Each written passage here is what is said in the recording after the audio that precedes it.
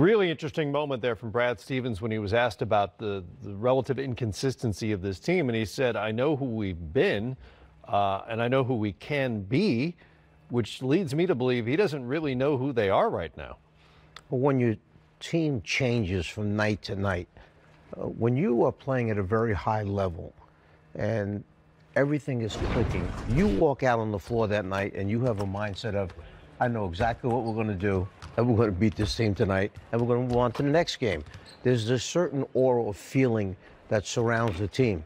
But when you are as inconsistent as Boston has been, head coach sits there, and there are nights that you feel like you really don't know your team, that you don't have control over the entire situation like you would like to be feeling that you have. And that's the state that they're in right now. They're good, and they can be great. We know that. But he's not seeing that now. I think who they've been is the best team in the Eastern Conference at different times.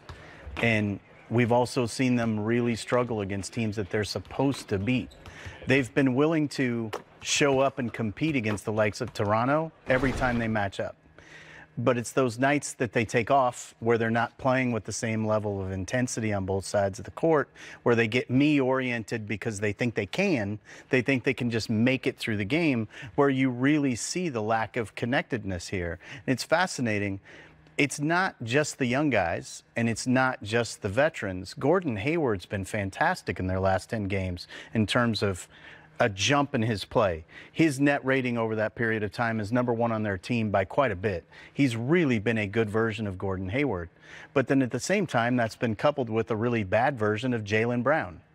Kyrie hasn't been bad. Terry Rozier's been a really bad version of himself. So there's these polar opposites right now within the course of their games, and I think that's why he's been confused. Let me ask you both this question about, are we hearing so many more players nowadays speak out because of the social media aspect of it, where they have something to say about their own team? And as a result, we're seeing teams fragment because somebody in the locker room has something to say that basically should keep quiet. That's a fair question. I don't know if it's social media driven, but there seems to me, and Griff, you've been around the league long enough to address this, knowing what's going on inside the locker room as opposed to what's happening publicly as well. But it does seem to me more players have taken control of their own narrative, be it via the Players Tribune or their own social media feeds, or what seem like orchestrated media scrums where they've decided they're going to get a particular message out.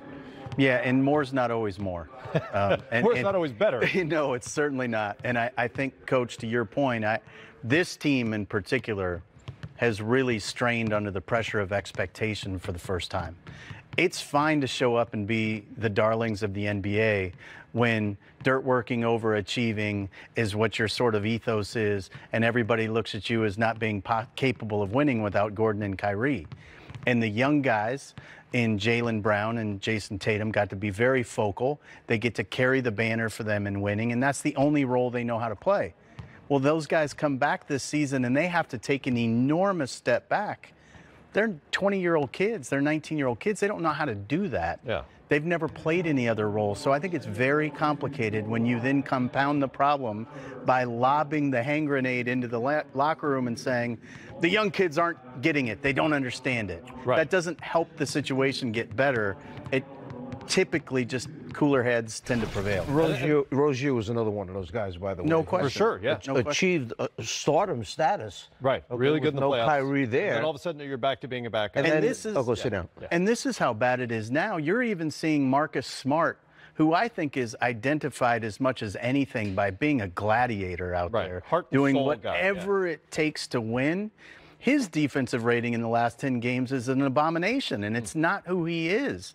But you lose a little bit of that heart and soul when things are off kilter in your locker room. And I still believe this is a team that's going to come out of the East, because I think Brad Stevens is going to figure out how to make this a galvanizing factor. Yeah. But Brad's learning for the first time what it's like to have expectation too, and so this takes time. He said he's disappointed in himself. And by the way, that's not the only grenade that's been lobbed into that locker room, because just yesterday, Shams Charania of The Athletic said that around the NBA's February 7th trade deadline, Boston made their intentions clear to the New Orleans Pelicans surrounding their pursuit of All-Star Anthony Davis. League sources told The Athletic everyone can be available. So the Lakers experienced an even more acute version of this before the deadline. How is this going to affect Boston moving forward? That's a hard question to answer without knowing the maturity level of each individual, exactly what's going on. You know, in locker rooms, they fragment off into little groups at times, which a coach has to do the best he can to avoid that happening. I know I've changed seats in the locker room going into a season just because I knew what the cliques were the year before and I didn't like it. So I had them sit next to different people and maybe rookies coming in, you know, whatever you want to use as your excuse for moving chairs around. But cliques in a locker room can be a terrible thing because you wind up now dividing the whole team, who's on this side, who's on that side. Look, it's something that goes with the NBA, and to say everyone is available, what are you, hurting everybody's feelings? So there's no doubt in my mind whatsoever that Danny Ainge absolutely put the blood in the water for New Orleans to believe that anyone can be available. Sure. That's Danny's job. Right. He needed to make sure that deal didn't get made. But the very next time that Danny puts something he covets into a deal will be the very first time. Right.